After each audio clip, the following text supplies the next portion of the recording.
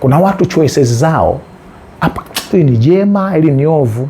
Lakini ukiwa mtu wa maombi ya asubuhi na akawa mtu wa principle of priority, kwamba Mungu akupe vipaumbele, utajikuta unadili na vipaumbele vyako tu vizuri na vizuri zaidi. Haya maovu huna muda nayo, maana Mungu atashughulika nayo. Unajikuta muda wako, unasema make most of time, umetumia muda mwingi. Sawa sawa na Waefeso 5:16. Yesu anasema nimeimaliza kazi yangu. Kwa muda mfupi sana wa miaka tu 3, kila kitu kilichopangwa akifanye, kwa sababu alikuwa ni mtu wa kuamka asubuhi wa kuomba.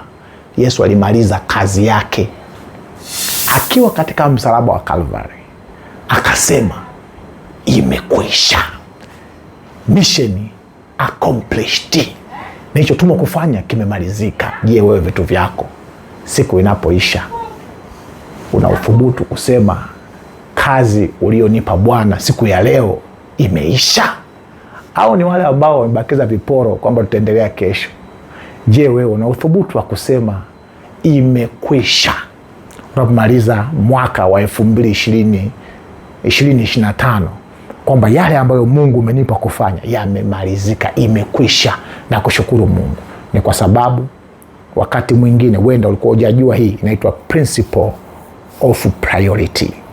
Ukiishi kwa kudili na vipaumbele tu ambavyo viko approved na Mungu kupitia maombi, utakuwa na ujasiri wa kusema nimemaliza.